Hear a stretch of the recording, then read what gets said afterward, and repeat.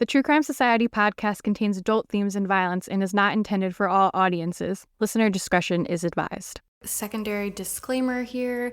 Apparently I discovered that my microphone base has springs on it and I was messing with them throughout this episode. So please excuse any of that noise. It's not too bad, but just wanted to add a disclaimer before anyone commented about it, but it won't be happening again. I put a note on the springs not to touch them, so I won't be doing that anymore. All right, enjoy the episode. Bye.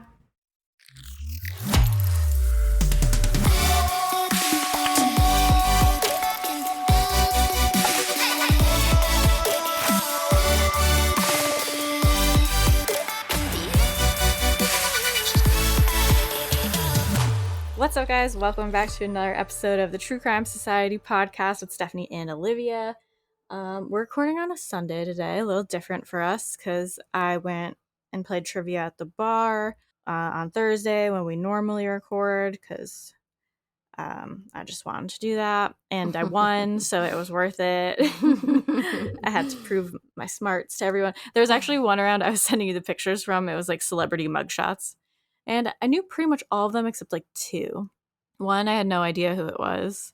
And I wrote that he was Anthony Bourdain, angry Anthony Bourdain. But most of them I knew. So I'm glad I could prove myself. And there was a question about the story. It was like last week sometime where the woman tried to get DNA off the body by pouring like Diet Mountain Dew on the body or something. Because apparently I was reading about that. Apparently Mountain Dew destroys, I don't know, some chemical. Don't have the whole story, but she had the right idea. Yeah, there was a question about that. And of course, like the people on my team were like, Stephanie's about murder. You should know the answer. And I'm like, okay, like no pressure. I didn't remember what soda it was exactly, so I just put soda. And that was enough. That was accepted. I was like, thank God. It'd be so embarrassing to get a true crime question wrong. But yeah, also just ate a whole bunch of McDonald's, so I'm really feeling crappy about myself right now. That's me. I'm ahead of you. That was me last night. Now it's Monday morning. Oh my God, we're in sync. Better.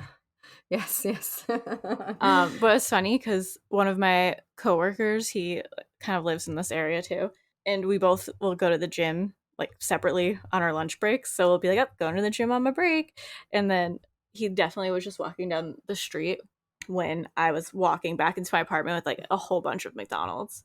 And I scurried in before I had to be like, hey, because I also looked like an absolute trash bag, like not wearing makeup and looking crazy. So can't wait for him tomorrow to be like, I saw you walking with like a whole bunch of McDonald's. I'll be like, yep, Snapped. nothing more embarrassing. Because not only did I get like McDonald's, I also got McFlurries that I had to carry. We stopped after McDonald's. So we went to McDonald's and then we stopped after and got a tub of Ben & Jerry's. Oh my God. I had one. I actually didn't have much of that because I just felt too disgusting, but my husband ate the whole thing. Oh my God. My weakness is I love ice cream. That's like also why I just need to move into the middle of nowhere. So I can't be going to McDonald's and ice cream and stuff all the time because I have no willpower. So, it happens. This is not sponsored by McDonald's, but if McDonald's wants to sponsor us, we would be great advocates for the cause. Do you have anything fun coming up this weekend? No, I actually have a pretty quiet weekend. I've got my big, I think I've spoken about it on here before, we're having a big party in a few weeks. Oh, yes. So no, I've got a quiet weekend, which I'm looking forward to. Just sleep. Yeah. Yeah, no, not much on. This is a pretty quiet week, I think. I'm supposed to go to the Big Dutchess County Fair on Saturday that I go to every year. But right now it says it's supposed to rain. I really hope it doesn't, but we're still far out, so I'm hoping it'll change. I just realized we've only got 10 days here now till spring starts, which I'm very excited about. The weather has actually been beautiful, like warm and sunny in the sun, and then it's obviously sunny in the sun, warm in the sun, and then once as soon as the sun goes down, it gets cool. But it's been so mild and nice. So we're nearly there, nearly made it through. Yeah, it's been still hot and disgusting here and very rainy. It's like a rainforest here. It's still so crazy to me that we have, like, even though I know we obviously have the opposite seasons, but then even the season start dates are different. Like, I feel like in the world, it should just all be the same. Even like, you start spring on one day, we start autumn on one day. I just don't get how it can be different everywhere. But anyway, whatever. Yeah, I think ours changes like September 21st or 25th. And that's technically the start of fall, but it'll still be hot. Ours are the same. Like ours are the 1st of the month. So 1st of August, 1st of August, September. Yeah, October. Is that right? No, sorry, 1st of September. I'm like, why is this not adding up? 1st of September, then December. Yeah, That makes more March. sense. Ours is when like the solstices are or whatever. Wonder why. Anyway, interesting. Yeah. So I've still got a ways to go for this summer from hell is over. Hot all the time. But I feel like it's pretty hot here because then I saw there's an El Nino that's coming, and We've got that as well. I don't know if the is like it I don't know. It was he was one's the saying rain and one's the drought. So I feel like El Nino might be the drought, possibly for us, and La Nina is the rain one. So we've just yeah. been in Well, that. for us they were just saying it would make the winter like Yeah, warmer. I feel like because we've had so much rain over the last few years, and they've said now basically we're leaving that period, and it's going to be hardly any rain. Well, last summer here it like didn't rain at all. We were in droughts all the time, and this summer it's rained. I think they said an average of 3 times a week every fucking week. Very weird. Yeah, the world is on fire. As usual. Yeah. Did you want to talk about the updates first? Yeah, Okay. let's do them first. So I feel like it's been a while since we've actually done any updates because there hasn't really been much happening in a lot of the cases that we've Everyone covered. always tells me there's more crime in the summer, but I swear, still. I feel like the crimes that we've covered and that are in the process, like in, the legal process, are taking a while lately, but there have been 2 big updates this week. The first one is about the Moscow murders, and that basically Brian Koberger went to court again for a hearing where they his defense team were asking for a stay in proceedings. And it was like, it went on all day about, they were reviewing the DNA that had been collected in the case. But the judge did confirm that the trial is due to still go ahead on October 2 this year. Because I always thought, I don't think it will happen then. They're going to keep postponing and prolonging it. But the judge has said, as far as he's concerned, it will start on October 2nd. They've said they will have up to 1,000 potential jurors summoned for the trial. Wow. I can't even imagine that circus. It's going to be a circus. Yeah. So that's a good. I'm still skeptical it will happen then, but apparently it's on track for October 2nd. It seems like the judge is like sick of all the delaying and all the bullshit from the defense. So. Yeah, and even like I was reading comments like the judge is onto his tactics, and like even I don't know, I think we spoke about he did come out a few weeks ago and gave his alibi for the night of the murders, and he just likes to go for a drive apparently in the middle of the night and not take his phone or turn his phone off, like just stuff like that. It's just like, come on, this is just ridiculous. I think we talked about it on Patreon. So. Oh, did we? But yeah, his alibi was that he likes to drive alone at night for long hours without a phone or anything. So. And that because they just made such a big deal about this alibi, and then it came out and you're like, oh. Well, I think that they were saying like that he doesn't have like a alibi that they can prove because this is what he does. So yeah. So of course. So anyway, we lay in hope that will still happen. Yeah. The other big update is that in the Jared Bridegan case, which we covered, oh God, I can't remember, it's all blurred now, but we covered his case, and basically... It was sometime in 2022. Yeah, he was ambushed while his daughter was in the car. He got out to move a tire that was in the middle of the road, and he was shot to death. So in the episode, we did speak about his ex-wife, Shanna Gardner. Shanna's husband was arrested a little while ago in regards to the murder, and Shanna has now been arrested. Yeah, everyone's been waiting for her to get arrested. We all knew it was coming. It was just a matter of time. So this all happened on Thursday last week. She was indicted by a grand jury on charges of conspiracy to commit first-degree murder, solicitation to commit first-degree murder, and child abuse. I assume the child abuse is maybe because the child was in the car when her dad was killed.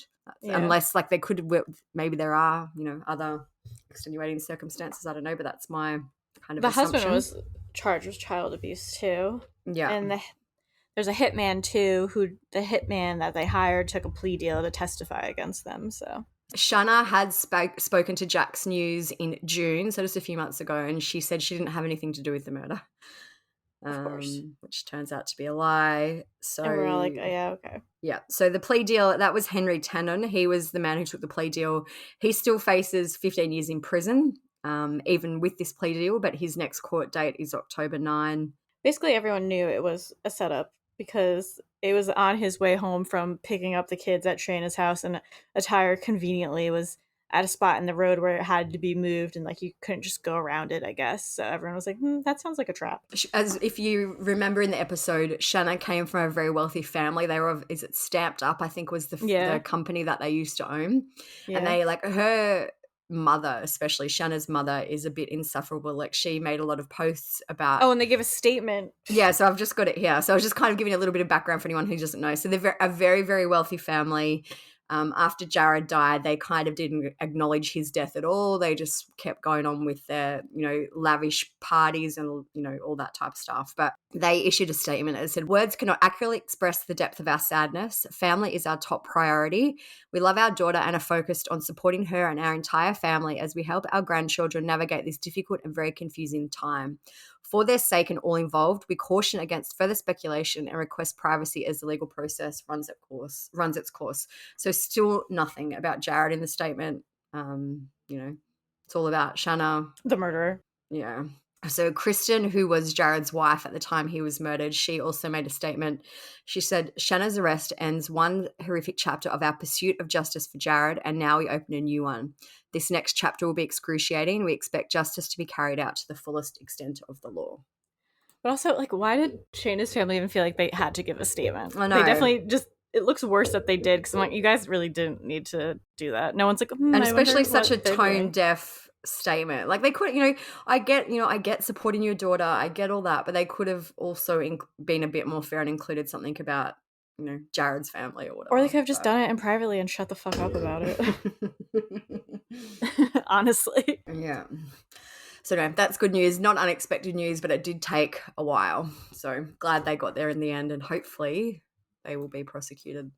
Yeah, that was one of the ones when we posted, everyone was like, finally, like, yes, thank God. I don't think anyone was shocked, but yeah. No, it was just like, finally. I just feel so bad for that family. I feel bad for the kids, because now the two of them lost both their parents in a way. Yeah, exactly. And now they've... Yeah, I don't know who's got custody of the kids now, but I'm assuming possibly Shanna's parents.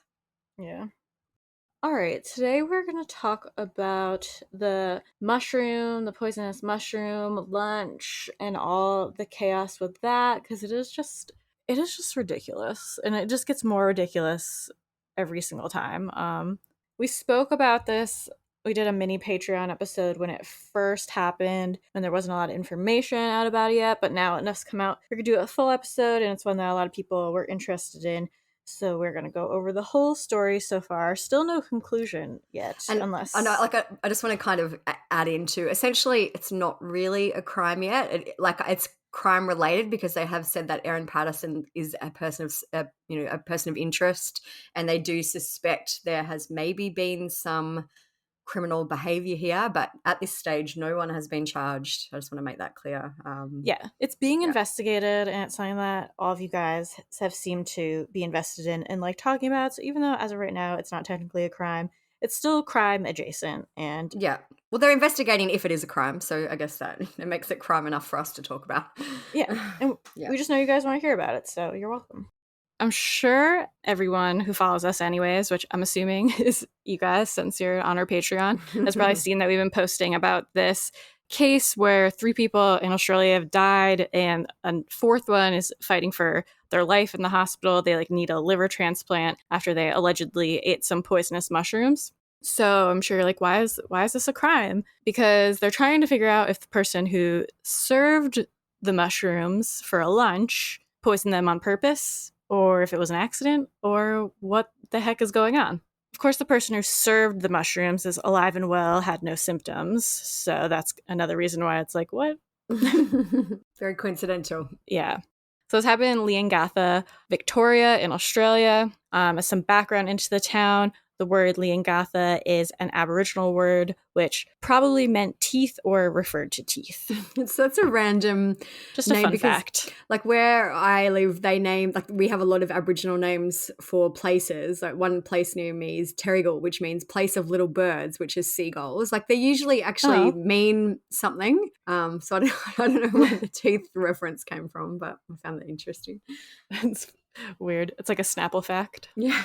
So the town has a population of around 5,000 people, and Erin Patterson, who is the woman in question, she is a 48-year-old woman, and she invited her former in-laws, Don and Gail Patterson, who are both 70 years old, along with Gail's sister, Heather, who is 66, and her husband, Ian, who is 68, to a family gathering at her rural property on July 29th. So basically, her ex-husband's In-laws. parents and ex-husband's aunt and uncle. I feel like it sounds really confusing, but like, because there's so many kind siblings. of family tree branches. But yeah, basically her ex-in-laws and their sister and husband, yeah. Yeah. They were all elderly. I guess that's one of the main things as well to remember. Yeah, they were all 66 to 70. Yeah.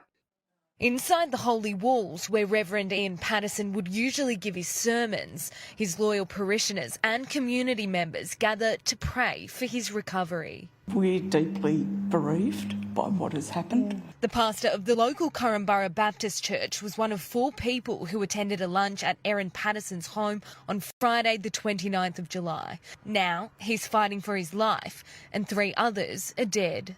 I don't think there'd be any person in this town that wouldn't be feeling grief at the moment. Ian and Heather Wilkinson, along with Heather's sister Gail Patterson and husband Don, were at daughter-in-law Erin's house when she served them mushrooms believed to be death caps. A day later, the 2 couples went to hospital with gastro-like symptoms. Last Friday, Gail and Heather were dead, and by Saturday, so was Don. We just want to let them know that we love them deeply, and we are praying for them constantly. Erin and her 2 children were present during the lunch but didn't fall ill. She shares them with Simon Patterson, Don and Gail's son. We don't pass any judgment. No. It's just love and care from here.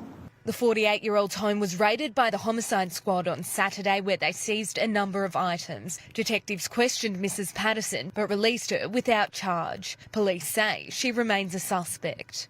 Erin, how are you going? Are you okay? I'm going.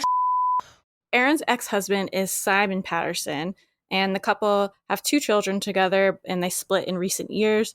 Their relationship is said to be amicable. Erin is a stay-at-home mother, and Simon works in the property industry. The Leongatha home where this all happened was purchased in 2019. Erin and Simon used to run a local newsletter called the Borough Flyer after Erin took over the role as editor from Don and Gail in 2018. So those were his parents. Erin wrote this as a post in the newsletter when she took it over. She wrote, "Thank you, Don and Gail Patterson, the Flyer's previous editors, for the enormous time and energy that they put into keeping the Borough Flyer going for the past 5 years. They are extraordinarily generous with their time, and I'm grateful for the support they have given to ensure a smooth changeover. Thank you to the contributors and advertisers for their patience while we have been learning the ropes. I hope we can do the Borough Flyer the justice it deserves." Does that still exist or no? I don't know, actually. I'll have a look while you're talking. Yeah, it seems to. It says the Borough Flyer is a key initiative of the Corumburra Community Development and Action Inc. community-based magazine. It's got 478 likes on Facebook. Cute. Last post was March 20, so maybe it must be like, it says there's an autumn edition. They didn't do a winter edition. Maybe she was too busy. Anyway. So as for the victims in the case, Gail and Don were well-known members of their community. They had both worked at the local high school, Corumburra Secondary College. Gail had worked in the office, and Don was a science teacher at the school. A former colleague of the couple, Lee Clements, said they were very Christian and very lovely people. They would always say hello and acknowledge everyone. Ms. Clements said that the couple loved to travel, and Don had recently visited China to further his religious studies. They also hosted a Chinese exchange student a few years ago. She described Heather and Gail as being close. Ian Wilkinson, he is the one that is fighting for his life currently. He was the pastor of the Corumburra Baptist Church, while his wife Heather worked as a teacher's aide at Corumburra Secondary College. Ian also ran a carpentry business. Pastor and a carpenter. No, they're all very busy. I think that's kind of like emphasizing that everyone in the community, because I guess the town is little for 5,000 people, everyone kind of knew who they were. They were very prominent in the community. Yeah, they all seemed involved with the church. Now on July 29th, which was a Saturday, Erin, Don, Gail, Heather, and Ian got together at Erin's home. The following day, Sunday, July 30th, Don, Gail, Heather, and Ian all became unwell with what they believed was like a stomach flu, gastro type thing going on. And all four went to the hospital that day because their symptoms were so bad. I just, like, their symptoms must have been so bad because gastro or stomach flu, like, is bad, but you'd never usually think you'd have to go to the hospital. I just think for all four of them to know how bad it was, it must have been horrendous. Yes, even when you have food poisoning, which can be pretty horrific and awful, you probably only go to the hospital if it's been days, over like a day or so of being really sick, or you start feeling like super dehydrated. So yeah, they probably were really suffering. So they all remained in the hospital in critical condition, and on Friday, August 4th, Gail and Heather passed away in the hospital, and Don died the following day, Saturday, August 5th. Ian, as of right now, is still in the hospital and has sustained such severe liver damage that he has to have a liver transplant, so they have to find a donor and all that.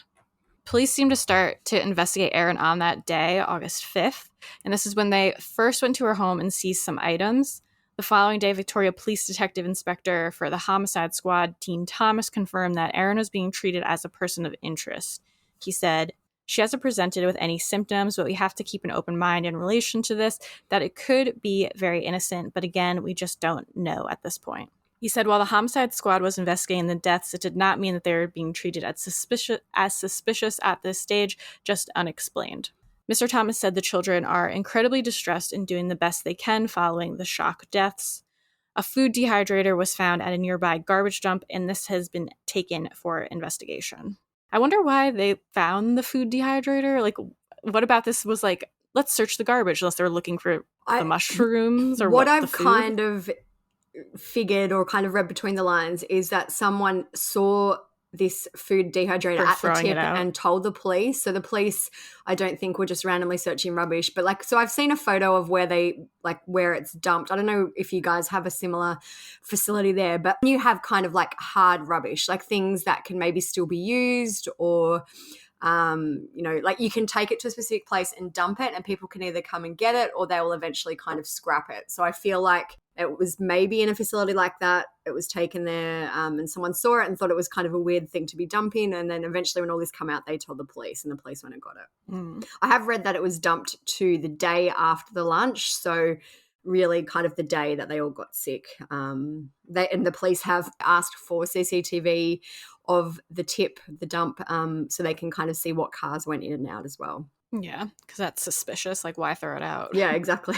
So police went back to Erin's house on August the 6th to question her, and that you could hear loud wailing coming from the house that day. So Erin spoke to the media the following day. There's a lot of clips online. You can have a look, and we'll put one in here after, but that day was August 7. She seemed very emotional. I was talking to a friend. It's kind of hard to understand her. So like I'll put in the clips, but it's a lot of just like, bleh. I was talking to a friend about it, and she goes, I don't really think that it seems genuine, which I also, like, I have a lot of questions. It's a very unusual way to react. Performative. Yeah. So she says, I didn't do anything wrong. I didn't do anything. And she was crying. She said, I love them and I'm devastated that they're gone. And then she mistakenly confused Don with Ian and said that she hoped Don pulled through. So that's a bit weird because Don was her father-in-law and he is passed. But anyway, so she mixed that up. She said that all of the 4 guests were wonderful people and they'd always been very kind to her. She said Gail was like the mum I didn't have because my mum passed away 4 years ago, so she's still 48. So she had a mum for 44 years.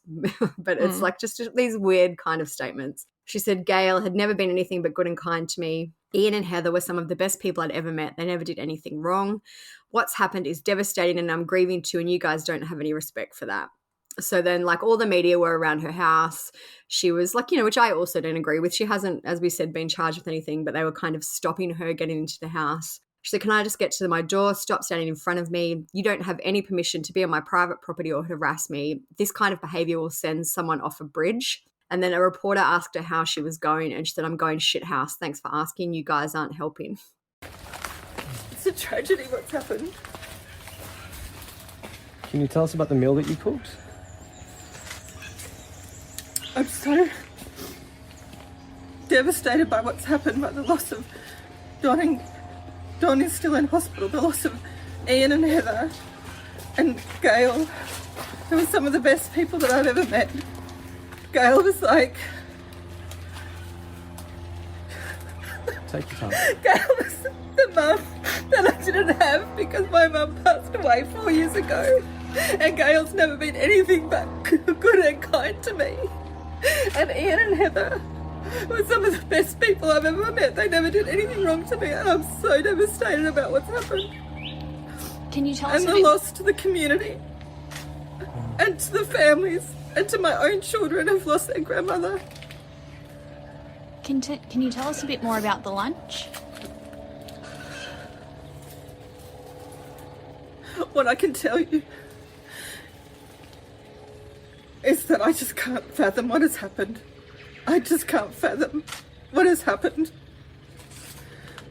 That Ian and Heather have lost their lives, and Gail has lost her life, and Donna's still in hospital, and I pray that he pulls through, because my children love him.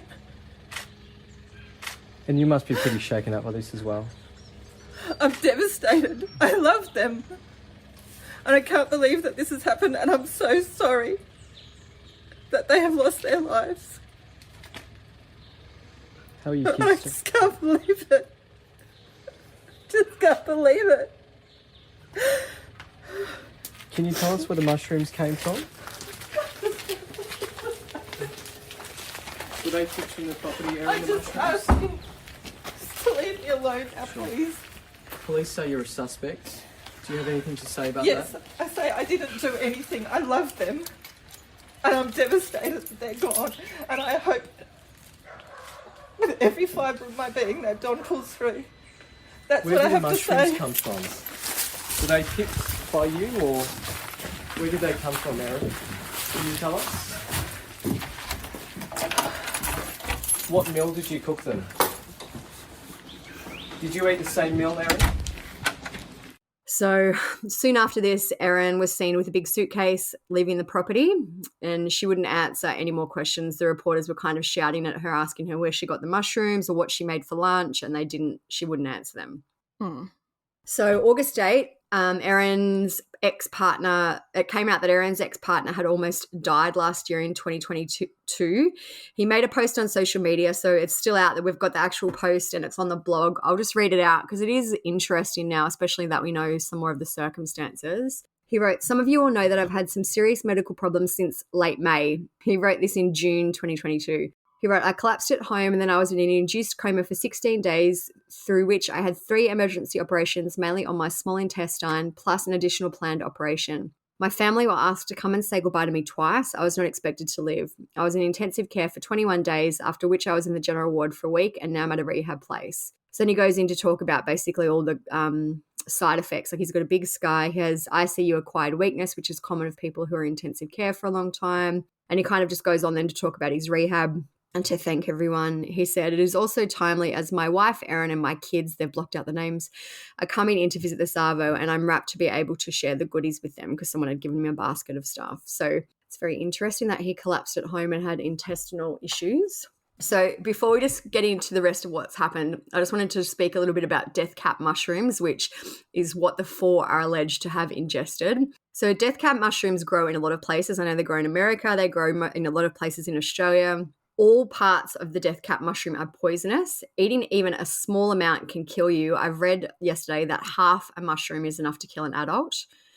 And apparently someone was saying that in that area, which I don't know if I have them where I live in Australia because I've never really heard of them or seen anything, but apparently in that region in Australia, there's signs everywhere saying, beware of these mushrooms, don't touch them, don't eat them. So apparently if you're from that area, you would be very aware of that. It talks about if you think you may have eaten a death cap mushroom, seek immediate medical attention. Do not wait. You have more chance of survival when your treatment is started earlier. And then some of the symptoms, it says they occur 6 to 24 hours or more after ingestion and include abdominal pains, nausea, vomiting, and diarrhea. Symptoms may subside for 1 to 2 days, giving the false impression of recovery. However, by that stage, the toxin will have already caused serious liver damage. Liver failure and death may occur. And apparently it can be, which I think is, we have to put this in to be fair, is extremely difficult to distinguish death cap mushrooms from edible mushrooms, even for experienced collectors. I've seen photos of them. They just look kind of like a weird wild mushroom. I looked up because I was just curious more about if she was handling them, if it would have made her sick, since they're apparently so poisonous. But it says you have to ingest them for them to be like poisonous. Another fact I read, so you just, remember here that 3 people have died. On average, 1 person in the US, which is a population 10 times the size of Australia, dies each year from it. So, for 3 people to have died once is very suspicious. I was just thinking while you were reading that, when he was in the hospital, Simon, did they just like not figure out what was wrong with him? Did they just accept they didn't know? Or because he didn't write that in the post or anything of like, oh, they think it was this. And because he didn't really say I collapsed at home, due to XYZ. He just said I collapsed at home and they needed all this surgery. So he didn't actually ever address what was wrong with Maybe him. Just didn't want to put it online. Yeah, but I would be interested to know, like someone was messaging yesterday saying, I'm going to Google now how long, if they could still find if there was any traces in his body, if that's what happened to him, if there was some type of poison or what tests they ran. I don't know. It'll be interesting to see what comes out. Yeah. Today is August 10 in Australia at the time of recording in the morning. Yesterday, August 9, we learned that Erin told police during an interview with them that she picked up the mushrooms from a local shop. But since then, she's given police a no-comment interview during which she refused to say where the mushrooms were from. So this kind of confirms to me that the mushrooms did come from Erin. She told them they did. It's just a matter now of if she kind of meant to feed them to them or if it was an accident, I guess. Well, even if it was actually from a shop, it would be like grossly negligent of her at this point to not share where she got them from, because what if there was other mushrooms that could kill other people? So, and also no one else is sick. There have been no mushroom recalls in the area, when they do a recall and they're like, please, if you've bought this, return it to the store. There's nothing like that. Interesting. And then today we've also learned that a source who knows Erin's husband, Simon, said that in the past she allegedly tried to poison him. This is from an article. I'll just read it direct. It says Simon Patterson believed his ex-wife, Erin Patterson, had tried to poison him through an ingested toxin from nightshade plants, which included potatoes, tomatoes, and eggplants. His friend told the publication Simon suspected he had been poisoned by Erin. There were times where he felt a bit off, and it often coincided with the time he spent with her. I wonder if that's from when he was like, what his post was from, or unless there was like another time. So on Friday, August 11th, Erin gave some sort of statement via her lawyer to police. Like that's what her attorney said. But then later on, the police said that she didn't give that statement to them. It's a little confusing. I think that what they're kind of insinuating is she gave them this written statement. Like this hasn't been confirmed by the police. Like basically she handed them this piece of paper but also handed it to the media. Yeah, exactly. So this information, what didn't come out from the police, they didn't tell the media what she said. Her legal team told the media that she gave this to police. Yeah, so it wasn't like she sat down with police and recalled everything that happened and this was the statement that the police got from her. Like she made this statement with her attorney and it was given to the police and the media, it seems. But we'll go over some of the interesting points from the statement. So she said, I'm now wanting to clear up the record because I've become extremely stressed and overwhelmed by the deaths of my loved ones. I'm hoping this statement might help in some way. I believe if people understood the background more, they might not be so quick to rush to judgment. I'm now devastated to think that these mushrooms may have contributed to the illness suffered by my loved ones. I really want to repeat that I had absolutely no reason to hurt these people whom I loved. Erin also mentioned in the statement that she gave that advice that she had received immediately after the deaths was to give a no-comment interview to police, which she said she now regretted, which doesn't make sense because, like, she was out talking to reporters. Like, She should have just, if you're going to do no comment, like, you say nothing to anyone at all. And I'm assuming she maybe, I don't know, I wonder who told her to give the no comment, considering this statement has come from her and her legal team. Maybe she got a new legal team, I don't know, but yeah. She went on to say in the statement, I now very much regret not answering some questions following this advice, given the nightmare that this process has become. She said that she found the police interview terrifying and anxiety-provoking. She said that on the day of the lunch, she prepared a meal of Beef Wellington for her and her 4 elderly guests. And contrary to initial reports from police who said Erin's children were present but did not eat the meal, Erin said the children had actually gone to the movies prior to lunch. So I guess she's saying they weren't even there. It's so weird because what she's saying is actually a direct contradiction to what the police have publicly said. Like, they have said the children were there, like, it's just weird. Why would the police lie? I don't know. I feel like she is changing the story a lot. Yeah. Whether it's on purpose or she's just nervous and not remembering correctly. Because I know, to give her benefit of the doubt, like when you're under pressure like this and trying to recall information, sometimes it does get hard, but like I still kind of side-eye her. So Erin told police she served the meal and allowed the guests to choose their own plates. She then took the last plate and ate a serving of the beef Wellington that she had made herself, which I feel like that's like a weird detail to... I feel like she's putting that in there because to say like, you know, they could have chosen anyone and they, you know, it's just a detail that makes it seem more unbelievable. Yeah, where I'm like, why did you wouldn't think to say that really, Yeah. but I guess now in her situation where she knows she is being kind of like suspected regardless, she'd be like, want to include that in. Yeah. But if she said that in her first like initial police interview or something, I'd be like, that's kind of like weird to include. So she also said the mushrooms were a mixture of button mushrooms purchased at a major supermarket chain and dried mushrooms that she bought at an Asian grocery store in Melbourne months previously. She did say that her children, the Patterson children, ate the leftovers from lunch the following night, but since they don't like mushrooms, they scraped them off the meal, which we did talk about how it's pretty normal for kids to not like mushrooms, I feel like. Yeah. But then, I don't know, you would think if you, like, was it cooked with the mushrooms on top? Like, would mushroom juice get on them and make you sick? Like, I don't know. I don't know how she makes her beef Wellington. Do you know what beef Wellington is? I don't know if it's like a British thing or not. Well, so basically, I have read it was a beef Wellington pie, but then in other things it just says a beef Wellington. But basically, what you do is you get your pastry for a proper beef Wellington, and then it's when it's like inside, right? Yeah, so you put a layer of either mushrooms or sometimes people use pate, then you put the beef on and then you wrap the pastry around. So it's kind of like a pastry parcel with beef in it. But yeah, essentially the mushrooms would be all over it, all over the beef anyway. So I mean, you could scrape it off. Would you get every single bit off? I don't think so. It would be my thinking based on like beef Wellington that I've eaten before. If you're cooking it with the mushrooms on it, like wouldn't it kind of get into like the pastry or into the beef? So. I don't know, but maybe I don't know. But you know, I don't know. This is because I have read it as a beef Wellington pie. I don't know if that's just how the media did it or if it was maybe she did it and cooked it in a different way and still called it a beef Wellington. I don't know, but you know. So it had been previously said that Erin was not sick and did not go to the hospital, but she said that after the lunch, she was hospitalized with bad stomach pains and diarrhea and was put on a saline drip given a liver protective drug. She said she was transported by ambulance to the Leongatha Hospital to the Monash Medical Center in Melbourne on July 31st. So that's 2 days after. So they had the lunch on the 29th. All the others got sick on the 30th. So yeah, she's saying that she went to hospital on the 31st, apparently. After the rest were already sick. But then, which I'm getting ahead of you. But anyway, the health service has come out and said that on July 30th, which was the day that all the others got sick, that someone did come with suspected food poisoning and was then sent to Monash the following day. It's kind of a bit blurry, the timeline, but essentially the police said she didn't get sick. She's saying she did, and the health service is confirming that someone did have food poisoning, but they absolutely haven't confirmed that. Well, they're not allowed to say because of HIPAA. We don't really have HIPAA here.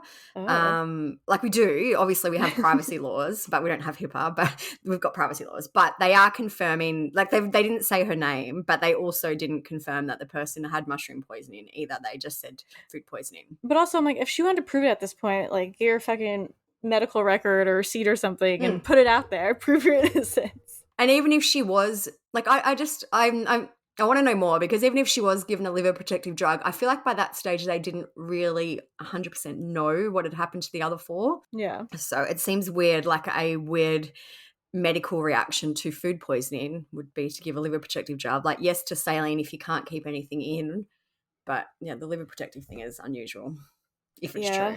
I don't know. I mean, she's dug herself in quite a hole already, where if I was her at this point, I'd be like, here's my medical records. Yeah. Publish them. I was also sick. So I feel like there's a reason why she's not. And I just still find it so unbelievable that 3 out of the 4 others died. One needs a liver transplant, but she ate the same meal and she was only sick enough to need a saline drip. That's it. Yeah. I'd be interested to see, because maybe she was like just lying to the hospital Yeah, absolutely. That's about her like, symptoms. I shouldn't really, because we don't know, but I either know. think she made herself sick by having something that I know if I eat certain foods, it's probably not going to end well.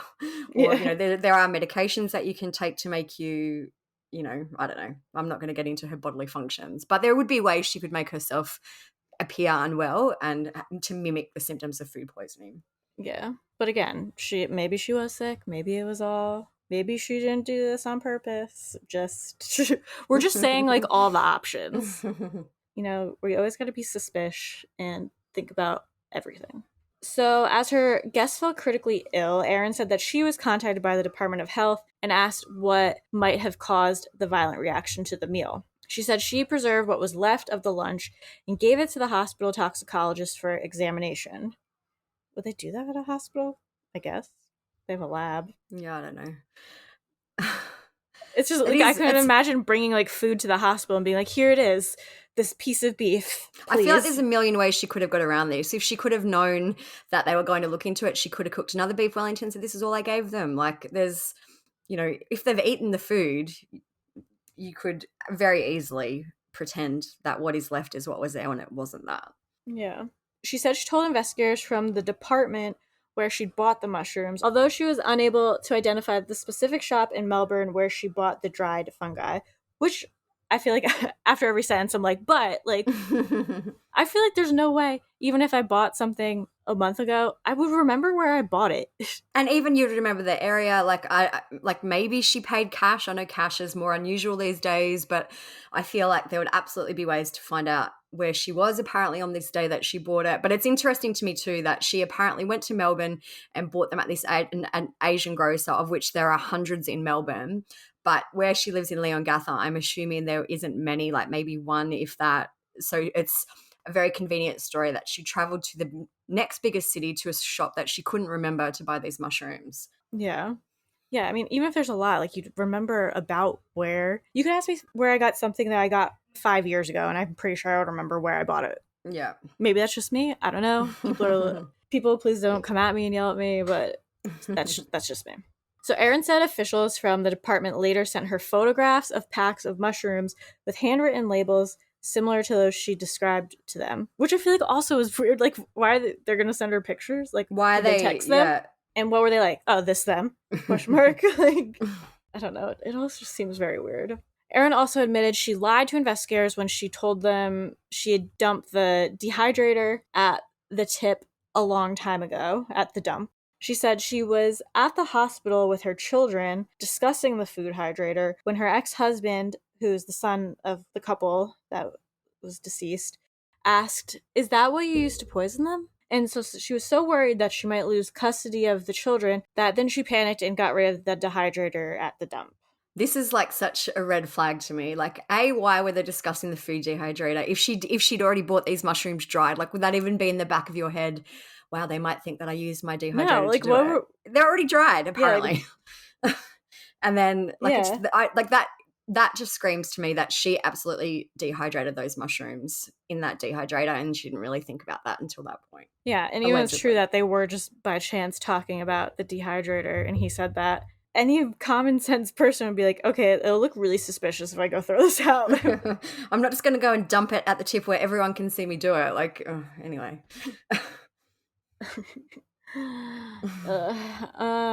She also addressed her husband's 2022 illness. She told police that she reluctantly agreed to nurse Simon for 3 weeks after he was discharged from the hospital before telling him that she did not want to reconcile with him.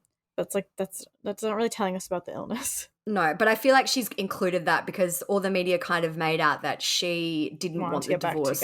She wanted to get back together. So by her saying she reluctantly did it, that kind of indicates that she didn't really want to be with him, according to her. Erin told police that Simon had intended joining the fatal lunch, but told her prior to the day that he would not be attending. So still don't really know how far in advance. I'm assuming that means it wasn't like an hour before. It was at least the day before. Yeah.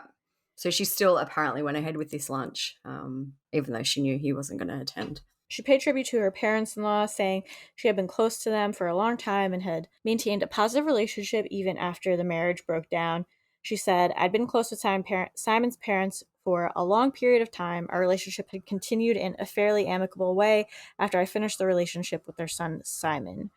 She said our relationship was affected to some degree by seeing them less after my marriage breakdown with Simon. However, I have never felt differently towards his parents. I had a deep love and respect for Simon's parents and had encouraged my children to spend time with their grandparents as I believe they were exceptional role models. So after Erin made the statement about purchasing the dried mushrooms, the media spoke to Asian grocery store owners in the area, and all of them denied that she could have purchased the mushrooms from any of them. One shopkeeper said none of their mushrooms were labelled in the way Erin had said in her statement to police. The shopkeeper said she had written that they were a handwritten white label, and we have never sold that. The media also spoke to a shopkeeper from a store called Eastmart. The person said they didn't even sell dried mushrooms. They only used fresh or frozen. And also, before you get to the next part, but what are the chances that it was just this one pack of mushrooms? That no one else has gotten sick from. Yeah. And if you think about the death rate of these mushrooms, let's just say only 4 people did eat them and 3 of the 4 died and 1 is very, very, very sick. You think that it would have just as much of a fatality rate if someone else ate them. Yeah, like there's no way just this one random package only had it in them, because they're probably being mass produced in some sort of way, like in batches. Yeah.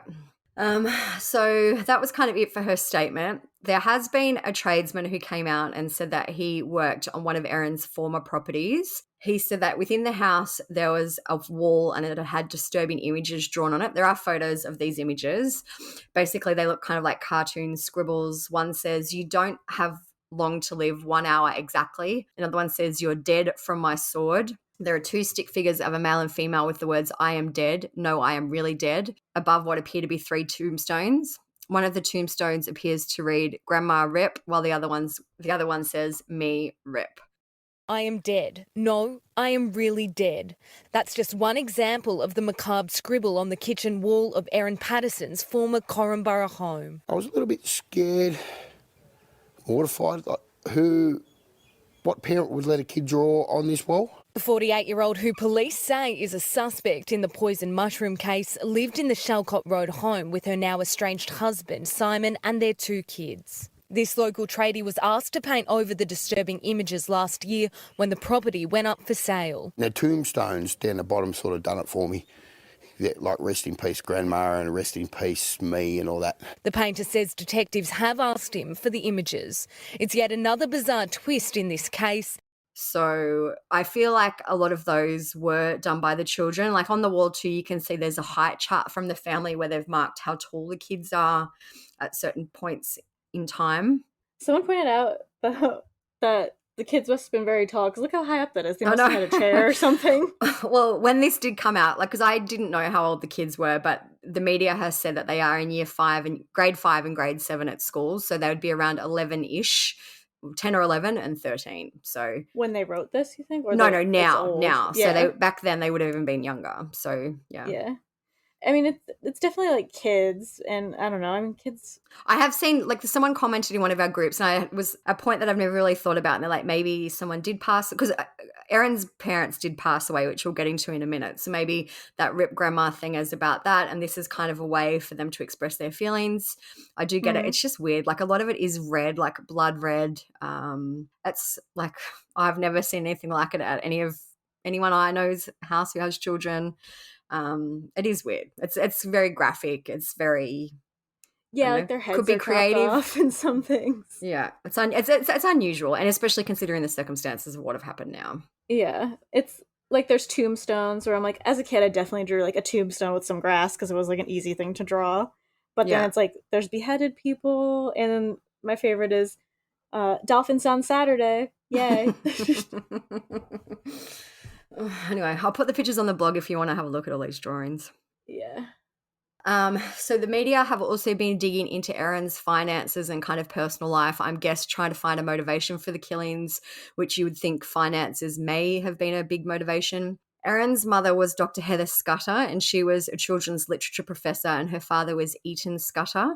Heather died in 2019, and she left a large inheritance to Erin and Erin's sister. Erin has bought and sold some properties since the death of her parents, and her property portfolio is now worth over $2 million. I have read that she bought the block of land where the mushroom lunch house was and built the house on there for she bought the land for around $300,000. They bought the house for however much, and now it's worth over $1 million. So I think the insinuation with that is that money is not really an object and wouldn't be the reasoning for this, but you never know. We don't know what else is going on. It's also interesting because I feel like in the interviews I've seen of her, she seems like an idiot. Maybe she's stressed, but the whole time she was talking to reporters, I don't know, she just seemed, it's very weird, but clearly she's not dumb. No. She has money, she's bought and sold properties, had a house built, she's not an idiot. Yeah. Yeah. Again, like we spoke about in the Patreon episode quickly, maybe she just really thought that she would get away with it if she is responsible for this. Yeah, I don't know. So around August 16th, Erin spoke to the Australian newspaper to talk about how the case has affected her. She said, "I lost my parents-in-law, my children lost their grandparents, and I've been painted as an evil witch, and the media is making it impossible for me to live in this town. I can't have friends over. The media is at the house where my children are at. The media are at my sister's house, so I can't go there. This is unfair." And there's actually been an article come out today which I don't blame Erin for doing this. She hasn't been charged with anything, but she's placed a legal notice at the gate of her house. It says, "Please be advised that the owner of this property hereby gives notice to all members of the media or any person employed or contracted to any media organisation that you are not permitted to enter any part of this property as marked by the boundary fence. If you do so enter, then you're committing the offence of trespass and will be reported to the police." Yeah, I mean, I get that, because in that interview, the reporters were literally just in her driveway and at her door, which is shitty regardless. Of course I want to see the juicy interview, because I do think this whole thing's a little suspicious. But if you're a truly innocent person and you're getting harassed by the press like that, that's awful. Yeah. So that was on the 16th, she made that statement to the Australian. It's now Monday the 21st in the morning here. It's kind of quietened down again. It did quieten down until she gave her statement, then it kind of heated back up. It's now quietened down. Even when there's one article titled "The Sound of Silence Tortures Mushroom Meal Mum." That was 2 days ago. I feel like they are still investigating. I feel like it'll probably be kind of hard to prove unless she's got those Google searches or something that are going to come out maybe one day. Because how can they prove where she got these, or if she grew them, but then again, where did she get them? How can you grow these? They grow wild, apparently, right? When I was Googling about the mushrooms, apparently they're very common in a lot of parts of the world. In Canberra, they're common. And it's someone who lives in that area actually sent us a message and said, everyone knows about these mushrooms down there. They've got signs that when you're out for a bushwalk, it's do not pick, do not eat. So they do grow wild. But someone also said, apparently it's not mushroom season for these type of mushrooms down there. So if she did it, she would have to have done it months ago and dried them months ago. So maybe that's why she was worried about the dehydrator. Maybe she did pick them, saved them, held on to them. Just was waiting. If she did do it, I feel like there has to be a reason why she did it now. Either if it does turn out to be financial, or maybe it's to do with the relationship with the husband. I don't know. But I feel like there has to be a reason why she decided to do it now, if she did it. I wonder if they could prove that she dehydrated the mushrooms from the dehydrator, if they swab it or trace evidence of them, or she cleaned it really well or something. Because then she said she bought them dried, so why would she need to dry them if that was true? Yeah. But otherwise, I feel like it will be kind of hard for them to prove. Yeah. I know. I have a lot of thoughts, but it's hard to say because obviously she hasn't been convicted or charged with anything yet.